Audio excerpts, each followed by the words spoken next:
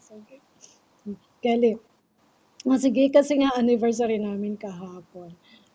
Libros. Mm. Okay. Magandang topic yung siguro ligawan tsaka kasalan. Ano yung tradition natin sa Pilipinas? Hmm, May alam? mhm. Hindi naman, like alam ko yung, tradition ng haranya or harana? Harana. Oo. Harana, pero yung lang kasi siyempre lumaki ako dito sa US, so iba-iba yung kultura ng ligawan dito Mm. kaysa yung kultura dun sa Pinas pagdating sa ligawan. Yun, So, hindi oo. ko alam. At saka rin yung ganyang kultura o yung tradition parang ano na, nagbago na dahil sa modernisasyon. Modernisasyon, Mm, modernization sa oo. English. Nagbago na rin kasi, tapos alam na naman kapag tayo nag-uusap tungkol sa mga kung ano-ano man topic, Kelly, laging nilalagay ko age gap natin. Totoo. Kasi nga ako nasa range ako ng mga magulang mo na Hmm, edad, hindi ba? Tapos ikaw naman yung kumbaga parang kung nagkaroon lang ako ng anak na maaga, may anak hmm. ako na kasing edad mo. Oo, age gap na ang problema.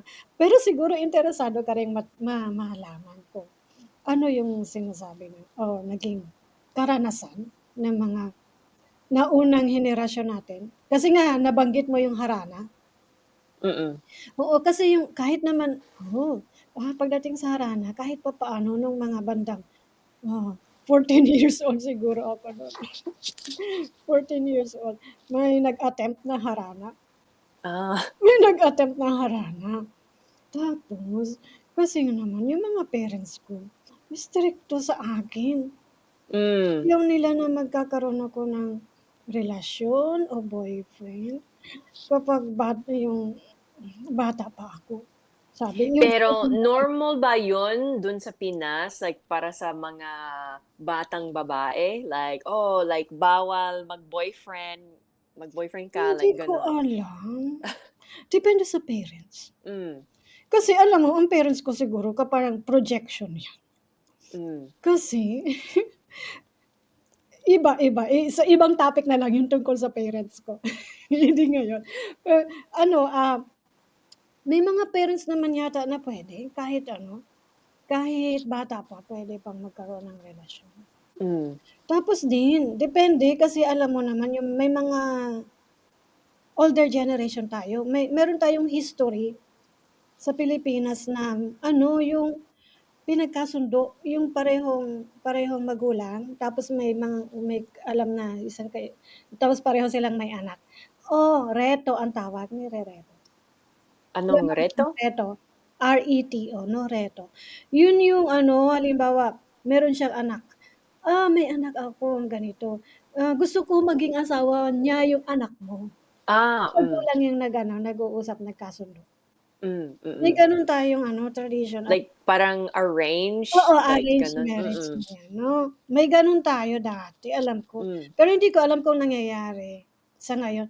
May mga sabi-sabi na yung mga mayayaman gano'n yung ginagawa nila. hmm, Kasi nga 'di ba yung yaman nila ayaw na nilang ibigay sa iba. So yung iba nagiging magpinsan yung ano, yung nagkakaasawahan. hmm, No, mga gano'n.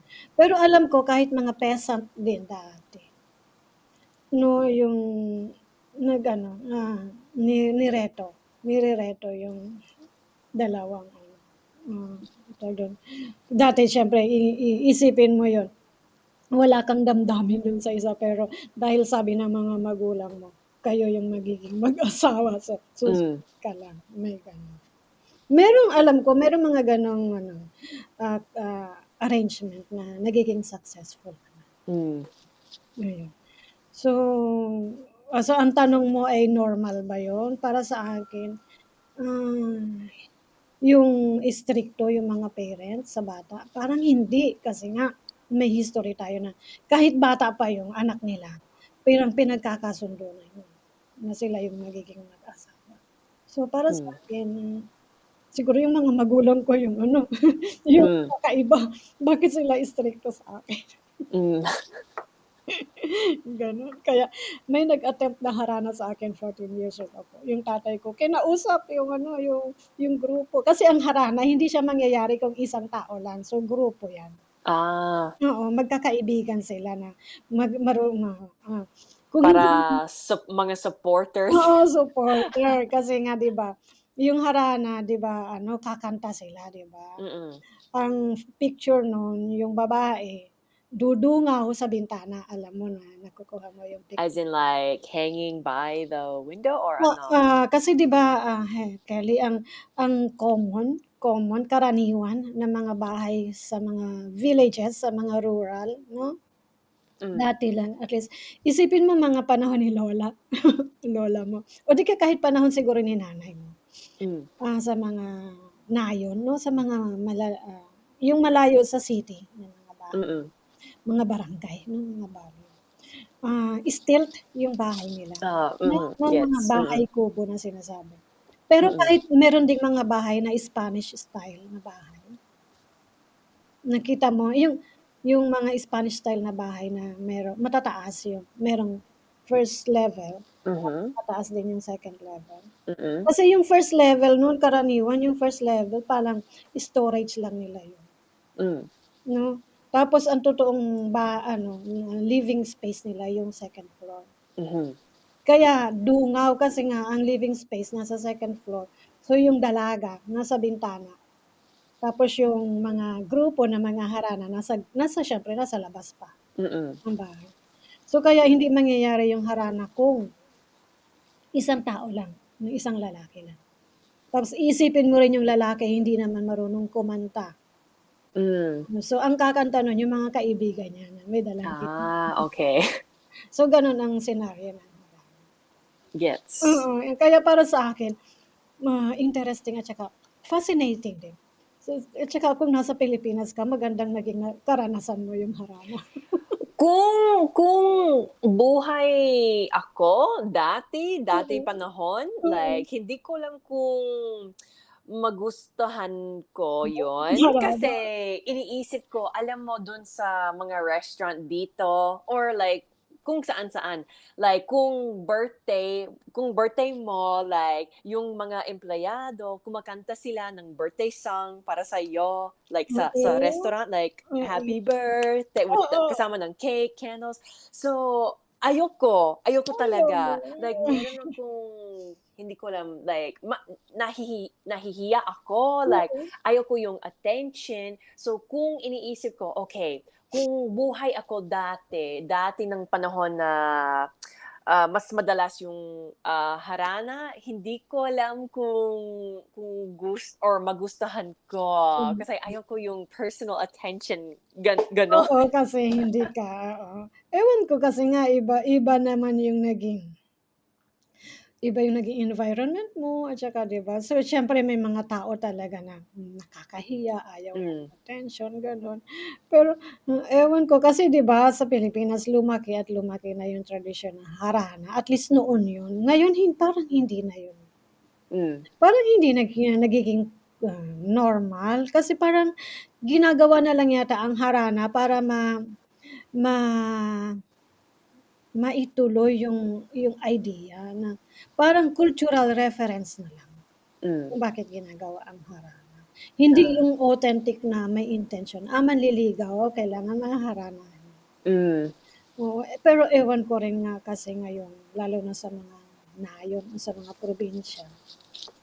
Ang alam ko kasi at least noong ako yung panahon ko medyo yung nasa marrying age, hmm, karamihan ng mga siyempre alam mo naman mga Pilipino rin siyempre mga ano, tawag dito, mapili rin sa mga dalaga 'di ba, kasi siyempre gusto nila yung mga magagandang dalaga ang hmm, hahanapin.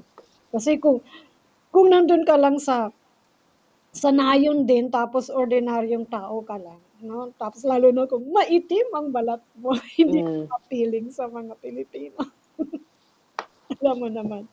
So, kaya parang siguro parang parehong may masama at magandang, plus and may pros and cons mm, mm. tradition 'no.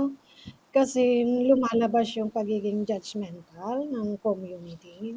Hmm. Tapos ang nangyayari din kapag merong mga bakasyonista, ganyan, galing Manila, 'di ba, Ah, topic natin, bakit yung mga tao gustong sa Manila o di kaya sa ibang city sila titira, may dahilan. mm.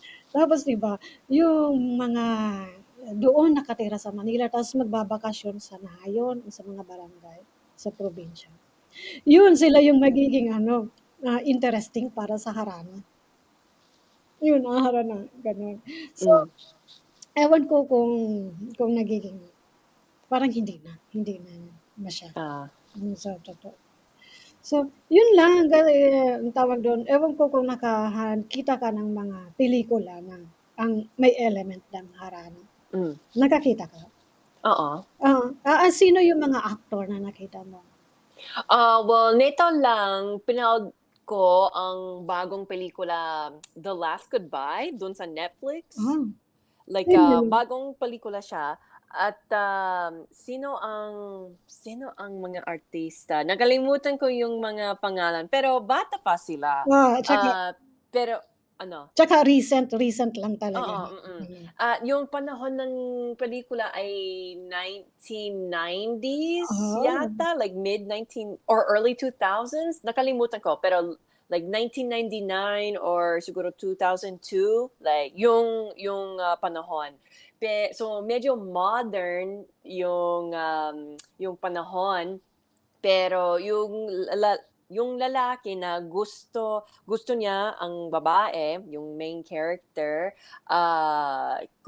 kumanta siya ng harana, pero kasama ng kaibigan niya, like simple ang kanta niya, pero naman, like nakita ko ang element na harana sa mm. modern times, kahit medyo maluma na, 2002, pero modern modern pa sa Oo. palagay ko. Palagay ko ano, may mga gano'ng instances na authentic na nangyayari. Hmm. 'No, kasi ang hirap kong sabihin kasi wala ako sa Pilipinas. Hmm. Maganda rin kasi parang doon lumalabas yung art 'no, na yung mga kantahin na talagang pang-Pilipino tapos alam mo namang mga Pilipino, mga sentimental 'no, mahilig sila sa Hmm. mga ballad gano'n, mga Ah. oo, yung mga love song ganyan. So, Mm. lumalabas dun sa kanta yun, kaya Mm. parang ano, ang maganda rin kapag may harana, halimbawa isipin mo sa Pilipinas 'no, halimbawa hindi ako yung hinaharana o hindi ikaw, kapitbahay ang Hmm. hinaharana para nandun yung mga lalaki or kasama ng lalaki. Kasi minsan kahit harana may kasama ring babae doon, kasi yung Hmm. babae marunong din kumanta or siguro kaibigan ganyan. Ah Pero ang dapat talaga lalaki yung kakanta kasi ano, lalaki yung manliligaw, Ah. gano'n. Pero ang maganda dun Kelly, imagine mo, isipin mo na, gabi yun, hindi ba, gabi. Tapos habang ano, matutulog ka maririnig mo yung kantahan nila. Tapos Medyo nakakatakot sa palagay ko. bakit ka Kung natutulog ako or at least like, nagpapahinga ako tapos sa labas na or pakinggan ko, "Ano yun? Sino sino yun sa Hindi labas?" ka sanay kasi, 'di ba? Mm, Pero mm. alam mo naman ako, sa probinsya ako lumaki kaya parang, para sa akin cool yung gano'n kasi nga Ah. alam mo naman sa Pilipinas, kasi ang mga tao rin mahilig sa mga ano, party, laging laging ano, kahit hindi man harana yung event, may birthday, so magkakantahan may Mm. karaoke. Maingay, Oo. ingay talaga sa Pilipinas. Mm. Oo, lalo na kapag, yung tinitirhan mo ay ano, yung hindi malalaki yung ano, yung property 'no, yung Hmm. dikit-dikit yung mga bahay. Kaya para sa akin yung bang kung doon ka na, yun na yung lifestyle mo, yun na yung environment mo, hindi ka na magugulat na magkakaroon ng harana, Ah. 'di ba? But anyway, naintindihan ko yung ibig mong sabihin. Matatakot ako, bakit kasi Hmm. narinig mo kumakanta, natutulog ako. Hmm. Kaya lang gano'n. Anyway, so yun yung tradisyon ng harana. Kaya siguro may dahilan kung bakit hindi na siya ano, hindi na siya anong tawag dun, ah, hindi na popular o hindi na rampant ngayon yung Hmm. practice, no, ng harana. Hindi na practical din siguro. Ah, I mean puwede, pero medyo outdated or siguro yung mga bata iniisip nila like, "Oh, can you say budoy?" Baduy Kelly, Badoy? baduy. Oo, Badoy? yun yung sasabihin ng mga tao rin minsan mga kabataan, "Baduy na nga harana." May Hmm, gano'n. mm. O kaya naman yung lalaking manliligaw, ano na intimidated na 'no, hindi na Mm. Kasi iba talaga yung kultura ngayong panahon, iba. so basta Oo, iba 'no, iba na. At saka rin ang nakikita mo sa harana din parang para sa akin, at least ako lang 'yan. Kasi ako naman parang ngayon sabihin na nating woke, ewan hmm, ko ewan ko kung tamang gamitin 'yun. Para bang ako kasi sa ngayon gusto ko yung gender ako, wala akong bias sa gender. ah, Kung babae ka, hindi ka kailangan na mataas o mababa ang ang ano mo, status or value mo sa hmm, lalaki. So, ang nakikita natin sa harana parang yung babae yung nagiging ano, mas mataas yung para siyang prize o anong tawag dito, trophy na kukunin, hmm, 'no? Para siyang trophy na kasi parang yung babae yung nasa taas tapos yung lalaki yung nasa ibaba. By default, mataas itong babaeng ito, kailangan makuha ko ito, parang gano'n hmm, ang isip ng mga lalaki. Tapos yung 'di ba yung mga lalaki naman may ego, tapos yun kapag oh, parang gusto nila yung challenge tapos, nakuha ko siya, tapos trophy ko siya, tapos, hmm, ipagmamalaki siya sa tropa, sa ah, kaibigan. So parang ano, parang yung gender ay nandun, so nagiging sexist. hmm. Ewan ko kung ano yung concept mo sa mga sexist na issue. Like pagdating sa harana Hindi, yung ngayon pumunta or na ako sa sexist yung bang, merong role assignment sa mga babae tapos sa lalaki, may gano'n ka bang ano, mhm, may gano'n ka bang concept na, o kapag babae ka ano ka lang, kailangan, anong tawag dito, halimbawa, 'pag babae ka, sa bahay ka lang hindi ka magtatrabaho. oh, like parang alam mo yung expression, trophy wife? Oo, mga So I mean pareho dito, so May gano'n din dito 'no, mm, sa Pilipinas din parang gano'n.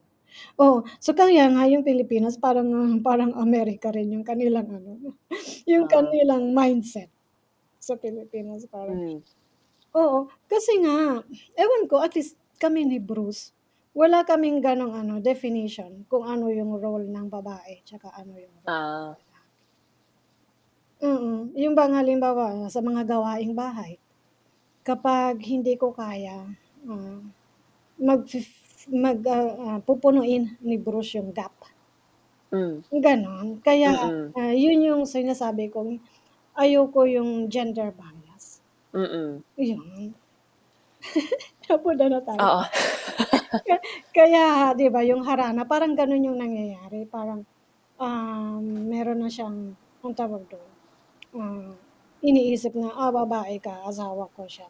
Tapos 'di ba yung may mga lalaki na kapag naging asawa na kita, property kita.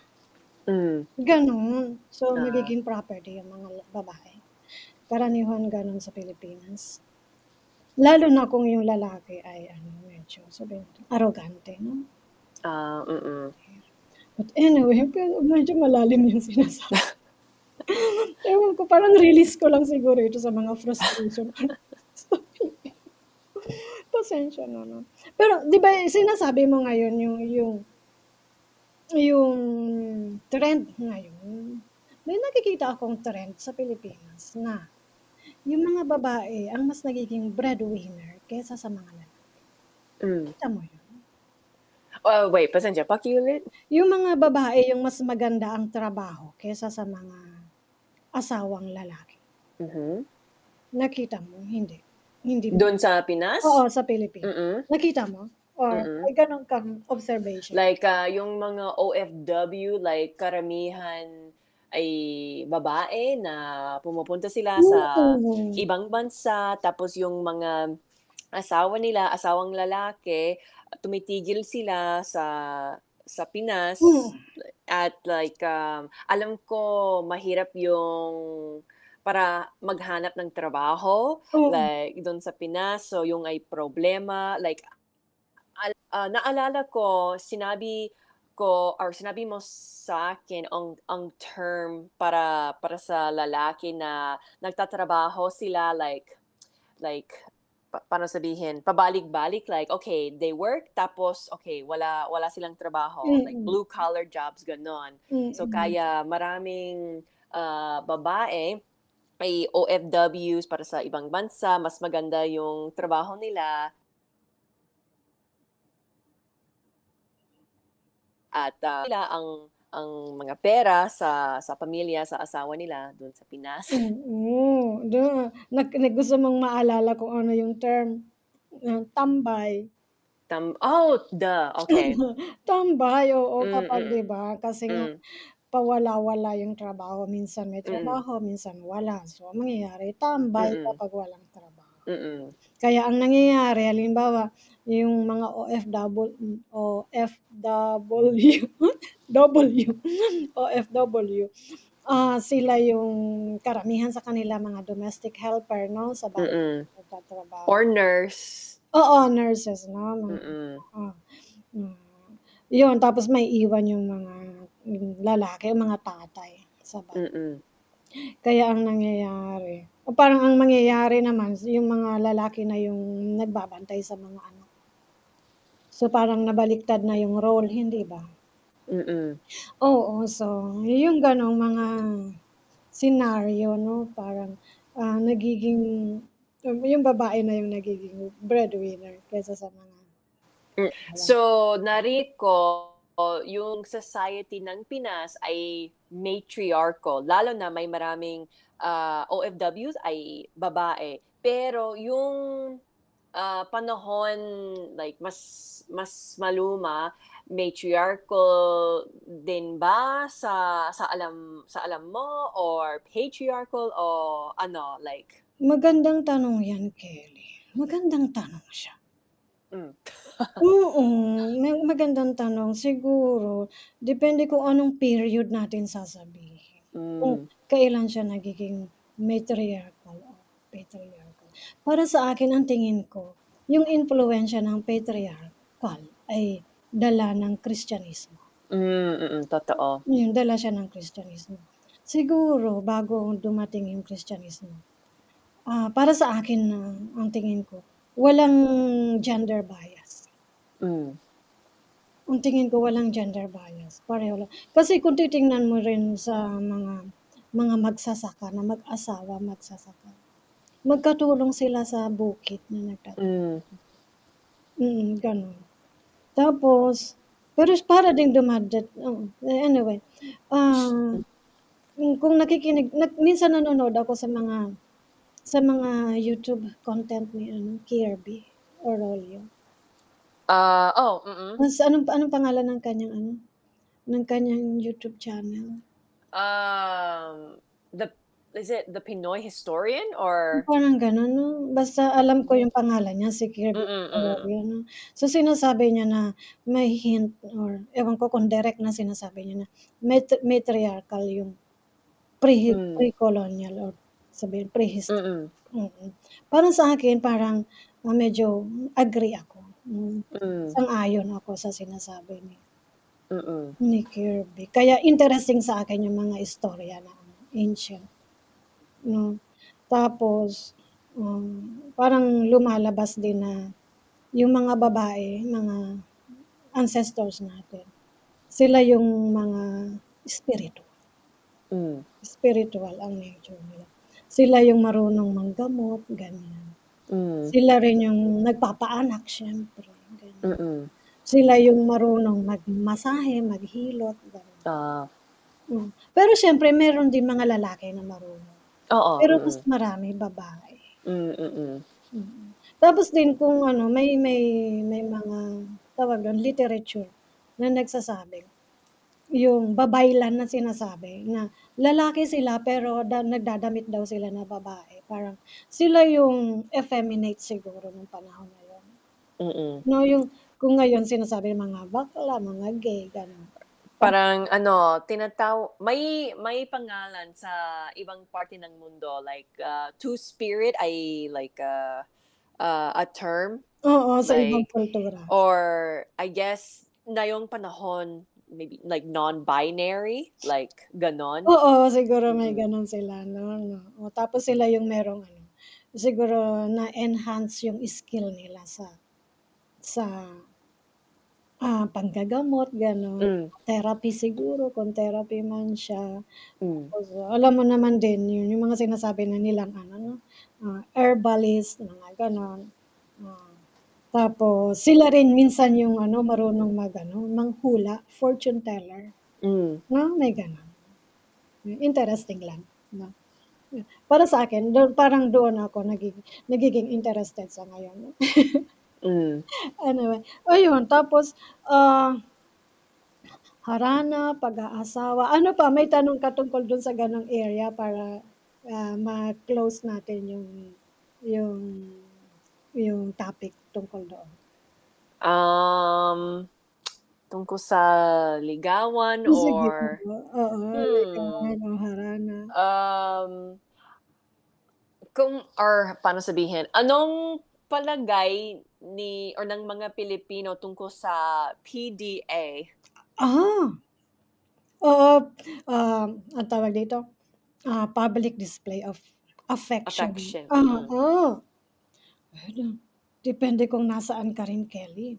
Ah, Depende kung nasaan ka. Kasi 'di ba halimbawa kung nasa city ka, sa Manila, sa mall, siyempre, anong tawag dito, yung babae, lalaki, mga bata pa na sabihin natin, ang PDA na sinasabi holding hands, kissing, gano'n 'no. mm, Parang ano yun, ang tawag dun, ah, ah, hindi patanggap ng karamihang tao. hmm, Hindi patanggap yun. Pero kapag hindi mo kakilala, wala kang magagawa kasi ginagawa nila, hmm, 'no. Tapos din, parang kung halimbawa ako ang titingin common common tao, ano, common na na Filipino, sabihin na at least sa age group ko rin. hmm, Kung titingnan ko yung mga bata ngayon sasabihin, "Itong mga batang ito ano, tawag dito, na, parang, nakaka-offend naman ito mga batang ito 'no." Parang gano'n. "Ano bang itinuturo sa inyo ng mga magulang ninyo?" Gano'n. ah, O di kaya parang sasabihin ng, criticism 'no, gano'n. hmm, Parang, "Itong mga batang 'to pinapag-aral tapos pagdating sa ano, kung ano-anong ginagawa nila." Ano, alam nakuha mo yung ano, yung point. Bang ginagastusan ka ng mga magulang mo sa pag-aaral tapos wala kang gagawin kundi makikipag-boyfriend ka lang. Ano ang magiging mangyayari sa'yo, hindi ka makakatapos ng pag-aaral mo kasi mabubuntis ka kaagad. hmm, Gano'n ang nangyayari na criticism. ah, 'Di ba, totoo rin naman Kelly, 'di ba ang daming single mom sa atin ngayon, mga bata pa hmm. na single mom. So may bagong pelikula dun sa Pinas, nakalimutan ko yung title, like Sunshine or, narinig mo ba? Like tungkol sa itong pelikula? Hindi pa, pasensya, hindi. So, yung artista ay si Maris Rascal, is that her name? Maris Rascal, oo, Is that naririnig ko na yung, sikat na yung ganiyang pangalan, Kelly. oo. Parang may kontro kontro ang hirap mag-English tapos Oh, Tagalog. may controversy Oo, ano nung hmm, nakaraang taon, pero I guess okey naman. oo, What is it? Racal? Racal? Rakal ganyan 'no, Maris. Racal, Maris Racal. So yung pelikula ay Sunshine, Sunshine ay like, bata pa siya, gusto niya maging like Olympic gymnast kahit ano, pero nagbuntis siya or nagpabuntis siya, paano Nagpabu sabihin? Hindi ano, intentional or unintentional? Ay, sa tingin ko unintentional. Na buntis? Nabuntis siya Hmm, tapos, siyempre kasi, may or bata pa siya, like may maraming, nagsasabi tungkol sa kanya like, oh, like bad girl siya or hmm, ano, like, paano sabihin, nasira na ang goals buhay, para pumunta sa Olympics, sa oo, buhay niya. Tapos may problemas kasama ng, tatay ng baby at, narinig ko yung mga ads para sa ads tsaka reviews para sa itong pelikula. Tapos hindi ko pa sigurado pero sa tingin ko it touches tungkol sa abortion or paano sabihin sa Tagalog, like, sex education dun sa Pinas kasi wala. So, mm. um, interesting, like, I Interesting. just So, magandang mm, ano, siguro meron siyang ano, merong mensahe para mm, sa mga social issues natin. mm. Oo, sa Sa tingin ko kailangan ko pa, panoorin sige itong lang, pelikula Kelly, pero panoorin mo. So, mm, magiging Tagalog 'yan 'no, Tagalog pelikula siya. mm. Oo, kaya, mapapanood mo siya sa Tagalog na hindi mo kailangan ng translation, Oh, ng pero subtitle. hindi ko alam kung nasaan, pinalabas dito sa US. Oo, Hindi wala pa yata, siguro sa Pinas lang. So, oo. kailangan ko hanapin. Mahanap, oo, oo. Mm. Oh, kumusta ang panonood mo ng pelikula ngayon, Kelly? Hindi ka na gumagamit ng subtitle, nakikinig ka na? So, yung pelikula na nabanggit ko, The Last Goodbye, napanood ko siya dun sa Netflix at, may Filipino subtitles at alam mo dati yung Filipino subtitles hindi maganda kasi iba yung pag-usapan nila tungkol sa, subtitles. So, yung Oo, subtitles dati ay parang mas mas malalim ng Tagalog, pero hindi, nakisabay hindi nakisabay, nagsasabay yung ano, oo. hindi siya sasabay Hindi or paano hindi hindi sabay or hindi nagtugma, tugma ang magandang ano, term, tugma, tugma, Tugma, like tugma. match? Oo, match, tugma. Hindi siya tugma Hmm, sa mag-usap sila hmm, or pag-usapan nila. Pero ngayon mas maganda yung tugma ng subtitulo tsaka yung oo, pag-usapan dun sa pelikula. So, ginagamit ko ang Filipino subtitles para sa akin nakakatulong like, okay, like tama ang pakinggan ko, okey tama, like gano'n. Pero oo. walang English Walang English, subtitles, oo, kailangan mo lang masundan yung letra 'no, doon sa sinasabi. Kasi iba Kasi kapag kahit sa English movies gusto ko may gamitin like subtitle. Oo subtitles. nga, oo nga, 'di ba? Lalo Mm, na kapag ano, hindi masyadong binubuka yung bibig. mm, Totoo yan, Kelly, buti naman. Oo, sige, sana ano mapanood mo tapos ikuwento mo sa akin o di kaya kapag may oras ako papanoorin ah, ko sila at may access tayo. hmm, Oo, mga issues natin sa Pilipinas maraming single mom. Tapos yun din yung mga sinasabing reputasyon ng babae, hmm, mahalaga yan sa mga Pilipino. hmm, Kaya parang nga nagiging ano, yun nga yung parang anong tawag dito, yung disappointment ko, sabihin na natin disappointment na lang. Bakit masyadong ano, masyadong yung imahe ng mga babae parang binibigyan nila ng halaga. Paano bakit naman yung mga image ng lalaki hindi mm, binibigyan ng halaga? mm. My gano'n. Nakakabwisit. Oo, nakakabwisit, hindi Mm. ba? Gano'n. I mean kahit dito like Oo, kasi or siguro sa buong mundo gano'n, like mas harsh yung reputation ng mga babae, oo like 'no, nakita ko nasa din. itong sitwasyon kaysa yung mga lalaki. So Oo, nakita ko 'yan dito. At least oo, nakita ko 'yan dito rin sa Amerika 'no, napakalayo talaga. mm, Yung babae iba yung ano, Iba yun. Nakahiwalay talaga tapos lalaki hiwalay. Hmm. Pero tapos dito rin 'no, yung sweldo ng mga babae mas mababa kaysa sa sweldo ng mga Ah, mm. oo. Pero ang alam ko sa Pilipinas hindi gano'n. Ah, Hindi gano'n, sa Pilipinas kasi ang sweldo, sabihin na natin sa mga professional 'no, magiging teacher ka or empleyado ka sa isang korporasyon ganyan 'no.